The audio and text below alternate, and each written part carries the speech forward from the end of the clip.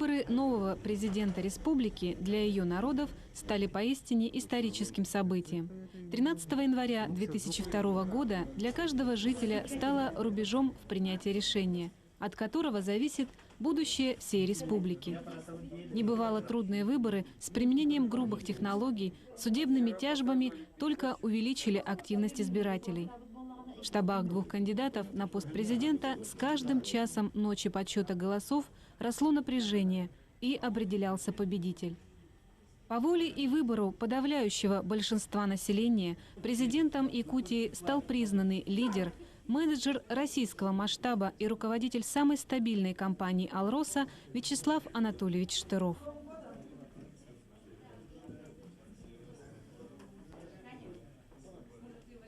Я очень рад, что выборы так вот закончились, что в конце концов все эти наши споры закончились, что теперь в республике будет определенность. Я очень рад о том, что ведь во время встреч подавляющее большинство населения, людей республики, с кем я встречался, они поддерживали тот курс, который им предлагался. Так. То есть мы как бы думаем одинаково, сердца бьются одинаково, поэтому сейчас уже думаю о будущей работе. Спустя год можно сказать, что якутяне сделали правильный выбор. А тогда все только начиналось.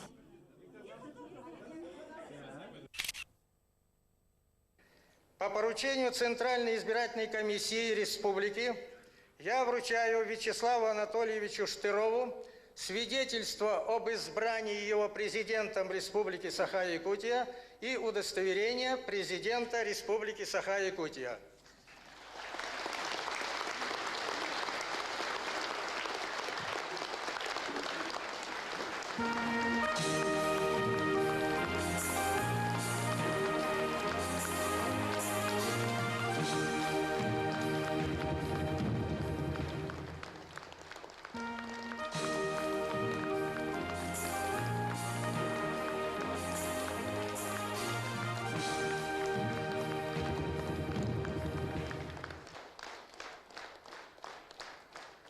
Свидетельство об избрании и удостоверение вице-президента Республики Саха-Якутия я вручаю Александру Константиновичу Акимову.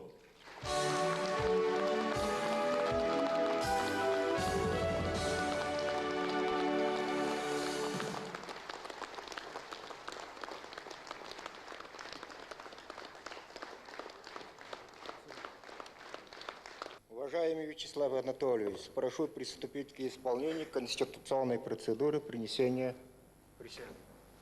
Клянусь своей честью и достоинством, что буду добросовестно исполнять обязанности президента, соблюдать Конституцию и законы Республики Саха-Якутия, защищать ее государственный статус, уважать права человека и гражданина, защищать интересы многонационального народа Республики Саха-Якутия.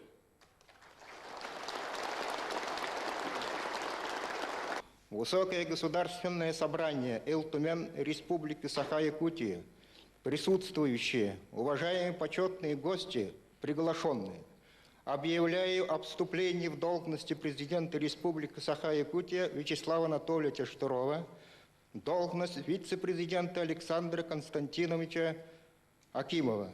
Господин президент, господин вице-президент, поздравляю вас со знаменательным для республики событием открытием второго президентства в Якутии.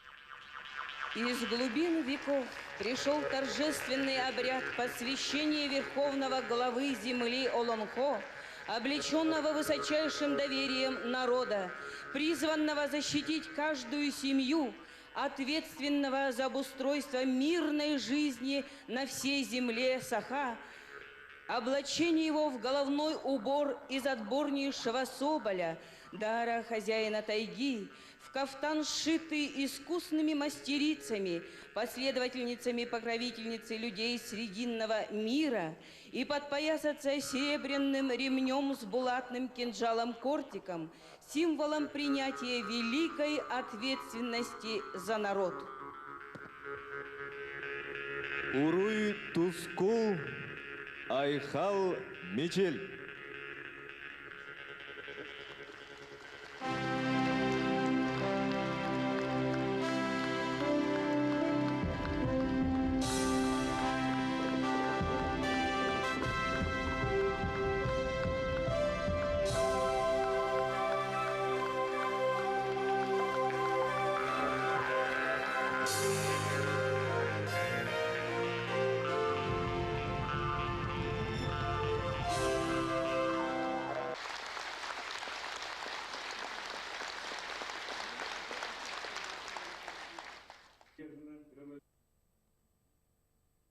Во исполнении предвыборной программы выстроен четкий план действий по дальнейшему социально-экономическому развитию. Была изменена структура правительства, началась консолидация усилий исполнительной и законодательной ветвей власти. Я считаю, что парламент республики, будучи сформирован, должен дать согласие президенту на назначение председателя правительства. Так? И после этого президент сам сформирует правительство. В точном соответствии с законом. В правительстве нужны люди, которые подобраны по деловым и моральным качествам, а вовсе не по политическим. Поэтому варианты, когда какие-то компромиссы мы должны искать, уравновесить политические силы, как вы пишете в своей записке, они не годятся, но и не приемлются. Мне нужно работающее правительство, которое работало бы как одна слаженная машина, а не занималось бы политикой. По инициативе главы региона значительно ускорился процесс приведения основного закона Конституции Республики в соответствии с федеральным законодательством. Уже к лету 2002 года этот процесс завершился. Была создана правовая база для перехода республики к местному самоуправлению. Депутаты второго созыва поддержали переход к однопалатной структуре Госсобрания Элтумен. Пример поступательного планового ведения хозяйства – деятельность основной бюджетообразующей компании республики «Алроса». В трудный период ее становления в сложных экономических условиях ее возглавил Вячеслав Штыров. И достижения компании последних лет во многом его заслуга. Пуск в промышленную эксплуатацию первого в России подземного алмазного рудника – результат начала перехода на подземную добычу алмазов. Компания не снижает объемы добычи алмазов. Это означает, что не снижаются поступления в бюджеты Республики Саха-Якутия, Российской Федерации от добычи алмазов. И это очень важно. Но с другой стороны, на самом деле, ведь смысл даже не в 7-минутном деле, так? А смысл в том, что ведь этот рудник рассчитан на как минимум на 25 лет стабильная, нормальная работа, а там еще посмотрим, может еще и дальше будет работать, так? А когда мы ведем еще подземный рудник «Мир», то тогда город Мирный будет обеспечен работой на 40 лет вперед. Это означает, что все, что создано трудом предыдущих поколений, оно будет поддерживаться, будет работать, жизнь будет продолжаться. Будет продолжаться интенсивная работа акционерной компании «Алроса» по строительству объектов минерально-сырьевой базы. Первые алмазы должна дать в этом году строящаяся сейчас 16-я по счету обогатительная фабрика Нюрбинского ГОКа. Значительные средства направляются на геолого-разведочные и научно-исследовательские работы. Президент республики проводит целенаправленную политику по привлечению к развитию отраслей экономики стратегических партнеров на взаимовыгодных условиях. Во время визита в республику председателя правления ОАО «Газпром» Алексея Миллера было подписано соглашение между республикой и ОАО «Газпром» о создании совместной компании по разведке и освоению месторождений газа и нефти на территории республики. Поставок углеводородного сырья на экспорт. Продолжаются взаимоотношения с банковскими структурами. В Якутске был открыт филиал крупнейшего банка страны. Первый руководитель Внешторгбанка и президент Якутии подписали соглашение об инвестициях по модернизации производства, на развитие энергетики, золотодобычи, извлечению других полезных ископаемых. Партнеры республики понимают, что вложение средств в реальный сектор экономики, промышленность и производство – лучший вариант, а недровые богатства должны служить республике и России. Профессиональный подход президента к решению первостепенных для республики задач – гарантия успеха экономической политики. В высоких коридорах российских министерств президент республики Вячеслав Штыров активно начал работу по налаживанию диалога между республикой и федеральной властью.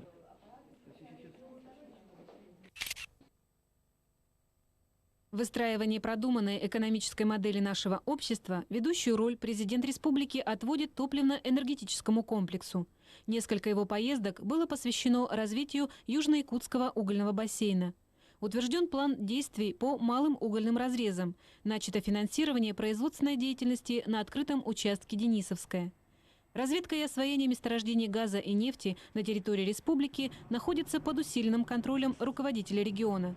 В интересах всего населения республики был перенесен аукцион на освоение стратегически важного для Якутии Талаканского нефтегазового месторождения. Богатство недр должно и будет принадлежать республике.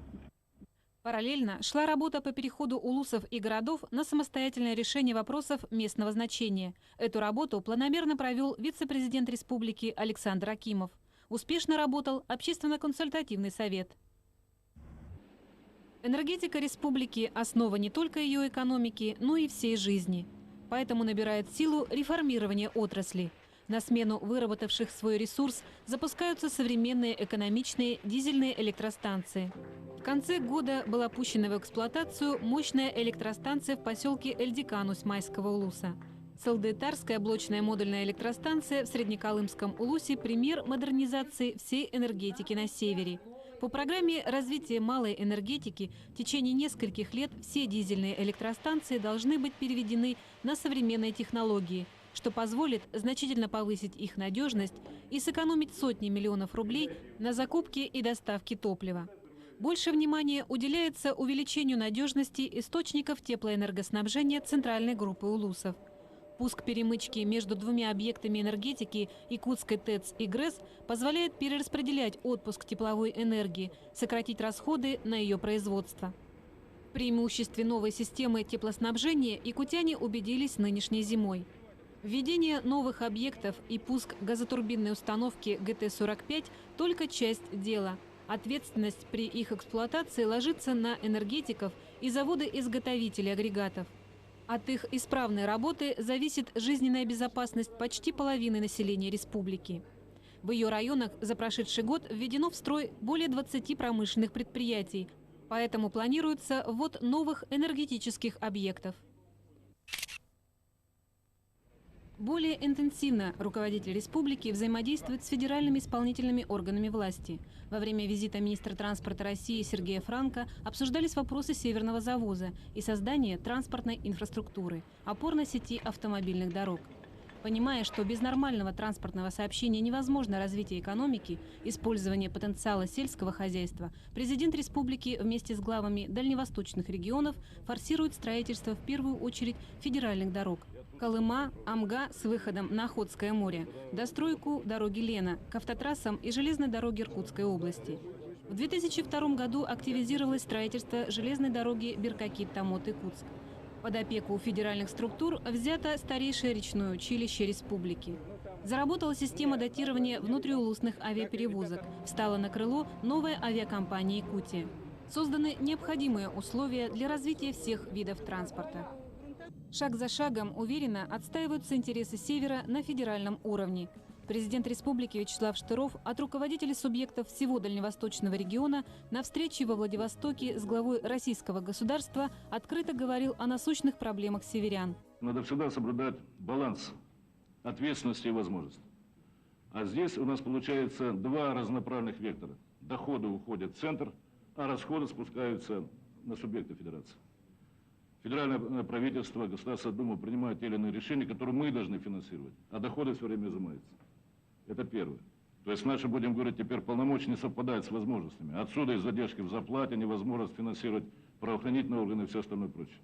Надо иметь в виду, что Дальний Восток, он отличается от других регионов Российской Федерации. У нас есть ведь не только коренные малочисленные народы Крайнего Севера. У нас есть коренные многочисленные народы Крайнего Севера. Скажем, народ Саха. 500 тысяч человек. С точки зрения науки, этнологии, этнографии, это нация.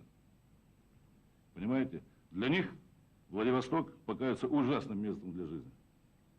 И невозможно никуда сдвинуть.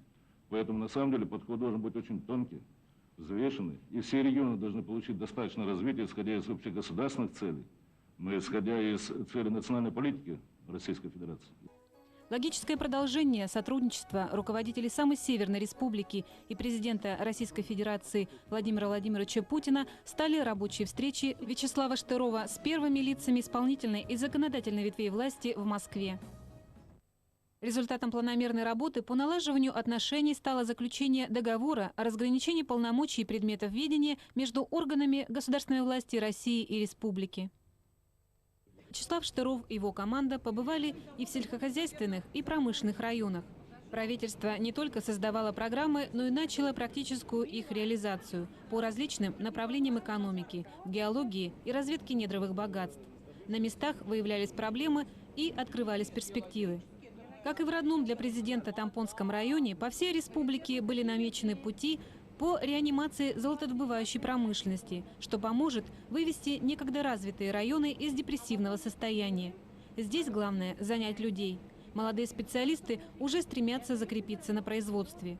В двух районах, Тампонском и Нюрбинском, были открыты новые промышленные предприятия – ювелирно-гранильные комплексы.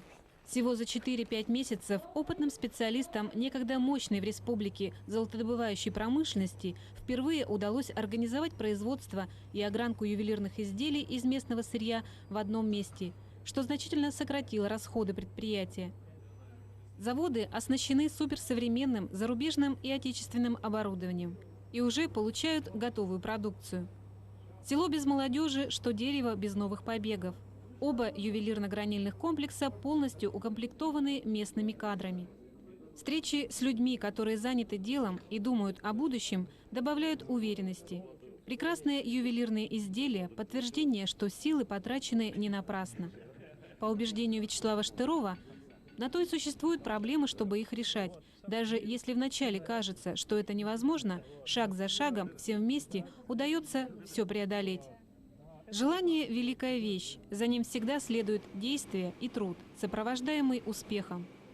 А то, что создается в республике, рассчитано на долгие годы, будет служить ее народам, достанется в наследство новым поколениям якутян. Поэтому сейчас не только от президента, но и от всех нас самих зависит, каким будет наша республика. Но самое главное, что основные положения программы развития села, как система датирования, создание машино-тракторных станций, развитие перерабатывающих производств, подтягивание инфраструктуры, они правильные. Значит, показали, что мы на правильном пути, потому что если прирост производства везде, появились живые деньги у людей, появились новые какие-то перспективы. Но это самое только начало, ростки, это вот еще только проклюнулось, а дальше надо усиленно работать по всем направлениям. Сохраняя преемственность традиций в реализации планов первого президента республики, Вячеслав Штыров действует согласно своей предвыборной программе. Приоритетными задачами перед исполнительной властью он ставит развитие экономики, поднятие производственной сферы, усиление других отраслей, помимо алмазодобывающей, до бюджетообразующих. Принимаются порядка 15 программ пятилетнего развития. Уже за первый год реализации президентской программы газификации населенных пунктов проложено 170 километров магистральных и внутрипоселковых газопроводов. Завершается строительство первого этапа третьей нитки Якутск-Мастах-Кызылсыр. Полным ходом идут работы по газификации заречной группы улусов. Готовится переход газопровода через реку Лена.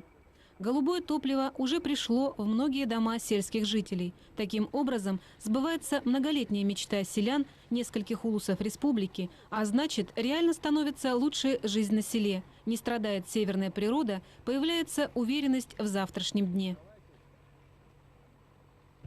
Характерным видом деятельности для многих районов республики остается лесоперерабатывающее производство. Только выжили в этой отрасли немногие. Впервые в республике создается вертикально интегрированная структура на базе предприятия «Сахалес» с лесозаготовительными филиалами в Алекминском, Ленском и Алданском районах. В любом производстве не обойтись без техники, будь то организация современного предприятия или создание условий для сельскохозяйственных работ. Побывав во многих улусах на базах бывшей сельхозтехники, президент убедился, что лишь единичные коллективы сумели сохраниться. И на основе 4 таких предприятий в 2003 году будут созданы машинотехнологические станции. Они будут снабжены оборотными средствами на приобретение запчастей и современной техникой, будут обслуживать хозяйства различных форм собственности, служить основой для эффективной деятельности товаропроизводителей.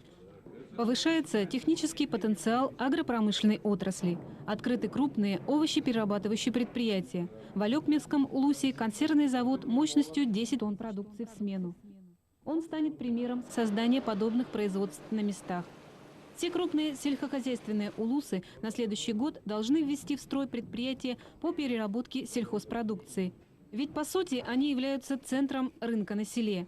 Это избыт для производителя и производство товаров для покупателя в готовом виде. Начиная от производства качественной питьевой воды, молочных изделий, консервированной продукции, выращенной в экологических условиях, производства мясных и рыбных полуфабрикатов, кондитерских изделий, в скором времени местная продукция должна вытеснить привозную. За прошедший год Вячеслав Штыров посетил порядка 20 районов республики. Везде шел открытый разговор о насущных вопросах – улучшение связи, строительство сельских школ и межулусных дорог. Надо отметить редкую способность президента внимательно, терпеливо слушать и быстро вникать в суть вещей, точно расставлять акценты и делать выводы. В последнее время, согласно приоритетной программе социально-экономического развития села, реально увеличивается объем сельскохозяйственного производства.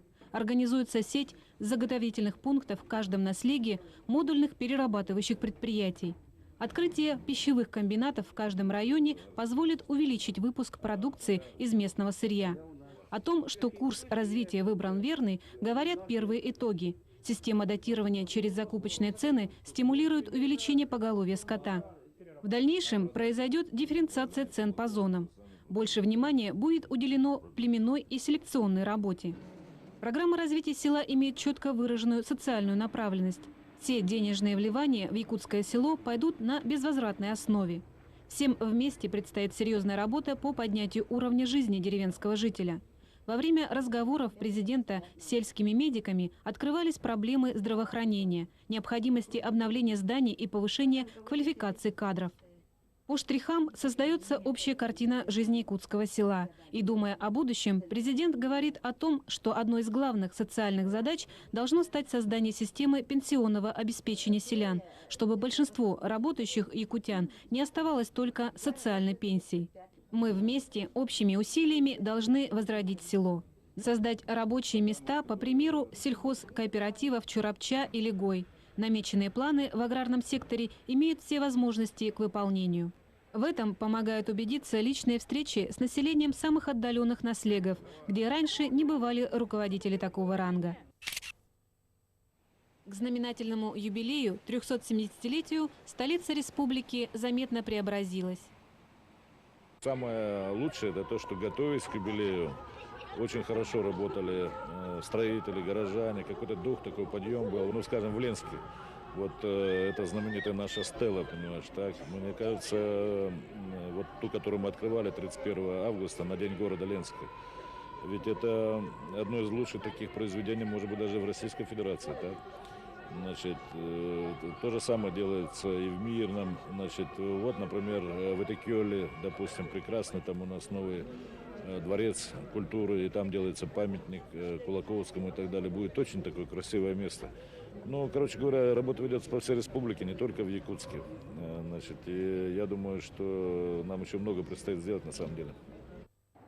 Символом возрождения для республики и России стал многострадальный город Ленск. В 2002 году ко дню города были завершены восстановительные работы на всех объектах. Открыта стела героям на набережной Ленска.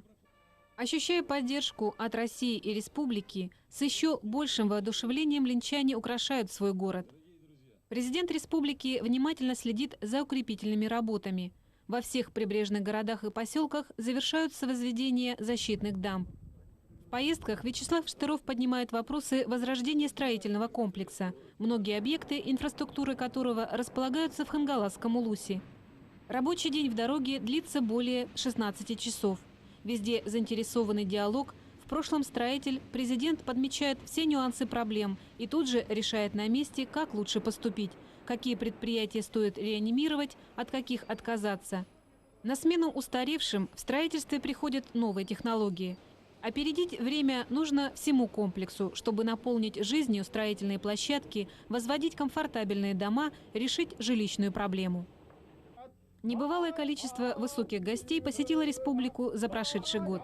И это было связано не только с юбилеем столицы, параллельно решались вопросы взаимодействия исполнительной и законодательной ветвей власти России и республики.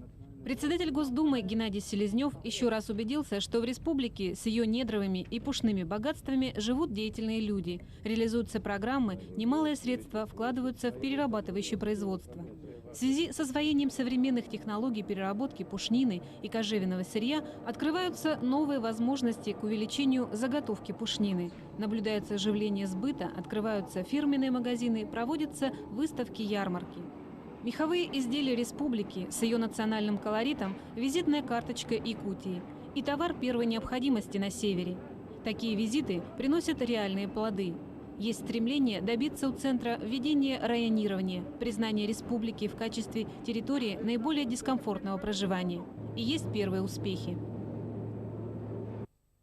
Любой руководитель понимает, что диалог вокруг множества проблем, нарастающих по мере усиления централизации власти и формирования нового государства, лучше продолжать на местах. Осенью Дни Совета Федерации в Якутске были посвящены теме создания модели устойчивого развития республики как образца для регионов Севера. Помимо работы за круглым столом с республиканскими руководителями, спикер Совета Федерации Сергей Миронов познакомился с тем, как на деле осуществляется забота о подрастающем поколении в республике. Посетил несколько отделений Центра охраны материнства и детства. Возможности применения новейших медицинских технологий, подготовка научных кадров позволяет говорить, что аналогов таких учреждений нет в других регионах России. Столица Якутии хорошеет.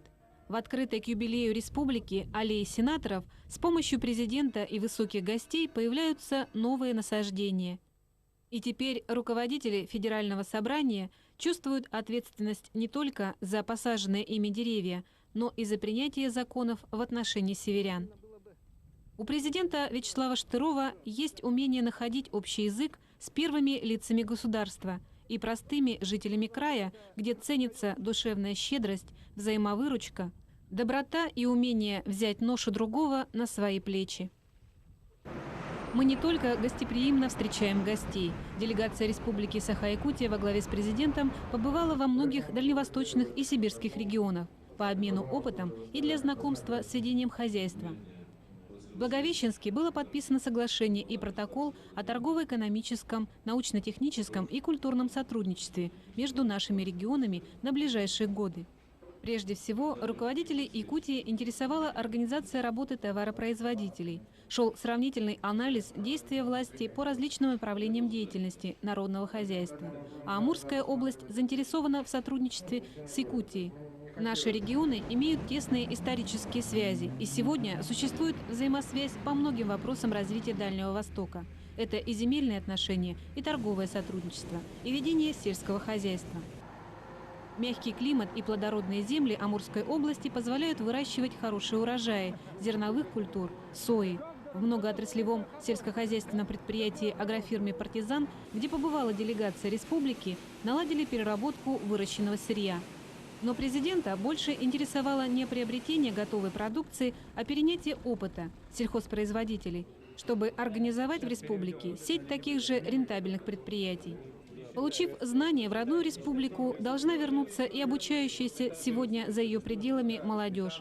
Республике нужны специалисты различных специальностей. Об этом говорил президент на встрече со студентами. Для этого будут созданы все условия. Но нужнее востребование сейчас квалифицированные кадры для промышленности, горнодобывающих предприятий, технологи и строители. Зачем отдавать рынок труда приезжим, если для нас самих есть работа и есть возможность для роста?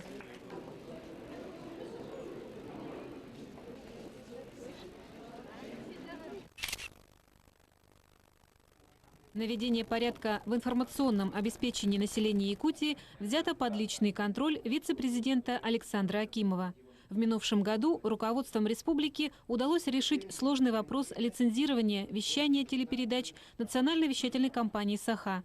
Была разработана и принята концепция нового республиканского телевизионного канала. Появилась возможность после подписания соглашения с российским предприятием «Космическая связь» распространять сигнал телевизионных и радиопрограмм НВК «Саха» на всю республику. Душевное тепло объединяет людей. Идея президента предельно проста и понятна. Мы сами должны вывести республику из кризиса, и мы можем это сделать. Заметны уверенные продвижения в экономике, социальной сфере. Не забыта и область духовная. На встрече с академиками Академии духовности поднимался пласт проблем сохранения и развития языков народов, населяющих республику, духовного наследия, письменных памятников культуры, переиздания и перевода классических произведений якутских авторов. В обществе появилось единодушие, стремление действовать согласно главной цели. Необходимо возродить потерянную связь поколений и связь народов, а объединение культур пойдет только на пользу всем. И вопросы, которые вы высказывали, значит, они имеют место, и по многим уже даны поручения. Представителю правительства, пока еще есть время, внести изменения, дополнения, значит, в бюджет республики по таким разным ключевым вопросам, в том числе по книгопечатанию. Да, правда. Значит, решили сократить почему-то объем средств, который на это выделяется. Значит, он будет не только восстановлен по сравнению с прошлым годом, но увеличен. И вы вместе, значит, вот совместно с Александром Константиновичем, под его, что ли, опекой должны еще и план книгоиздания, значит, разработать вместе. Он может быть долголетний на самом деле. И каждый год выполняться по своим разделам и так далее. Проблема воссоздания, сохранения, что ли, языков. Чтобы мы не заговорили с вами через, скажем, следующее поколение. На самом деле, тут не годами надо мерить, а поколениями. Через одно поколение все на английском языке с американским акцентом. Да? Значит, поэтому вот сегодня будет подписан указ, который вот специально советовали с вами, создание специальной комиссии или совета по языковой политике, который должен вырабатывать разного рода меры, потому что сразу так сходу даже трудно сказать, что же надо сделать. Это должна быть такая коллективная, что ли, творческая работа, шаг за шагом по укреплению позиций, значит, наших традиционных языков. У нас стоит задача вообще сейчас радикального укрепления базы для средств массовой информации как таковой. Ну вот, если так разобраться, проблем на самом деле больше, чем хотелось бы, и чем дальше, тем их больше. Но в то же время жизнь идет, и я не могу сказать, что ничего не делается, не могу сказать, что все застыло. Наоборот, активизация есть, и я очень благодарен вам за такое активное участие в общественной жизни республики, за такую гражданскую позицию, которая всегда звучит. Первый год команды президента Штырова был знаменателен крупными общественно-политическими событиями. Был широко отмечен 125-летний юбилей зачинателя якутской литературы экзекуляха Алексея Елисеевича Кулаковского.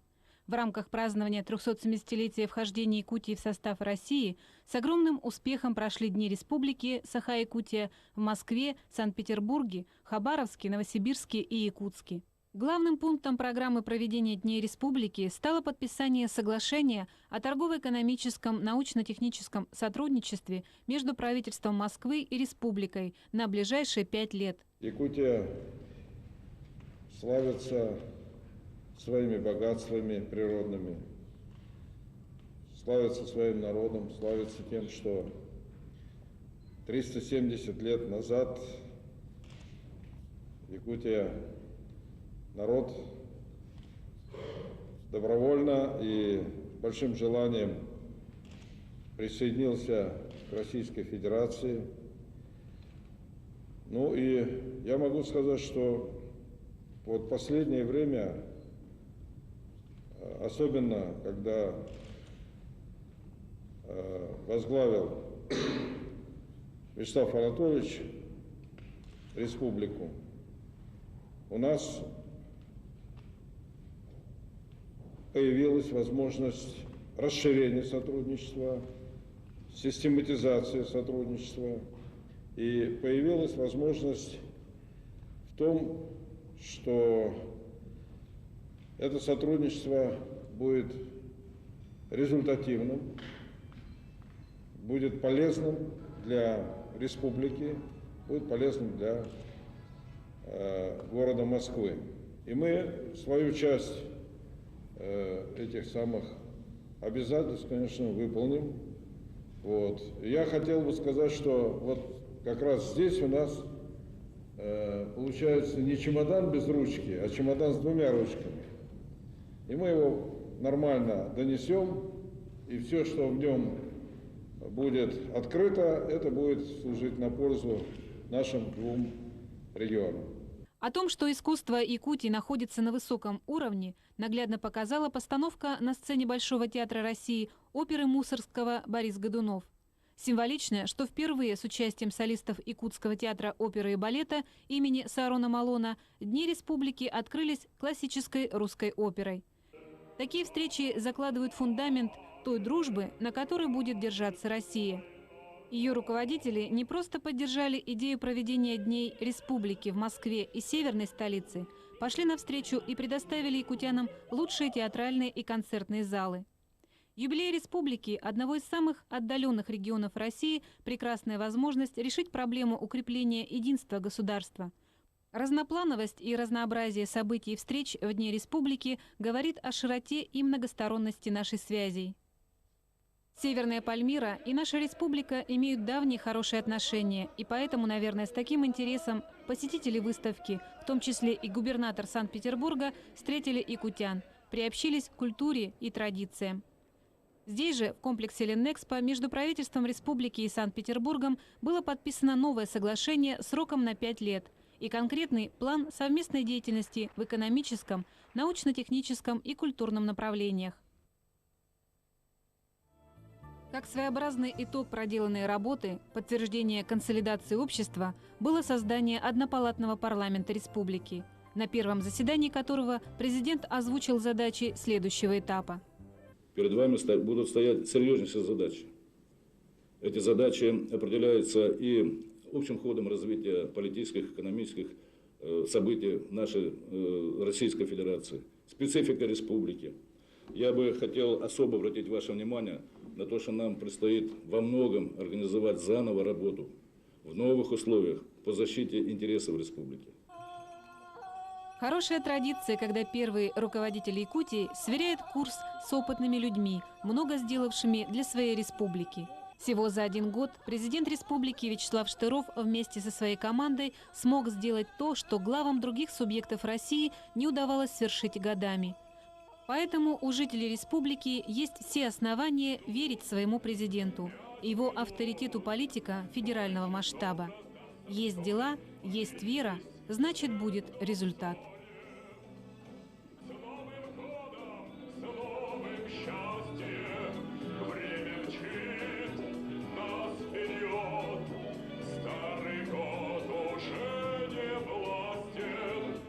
Внимание!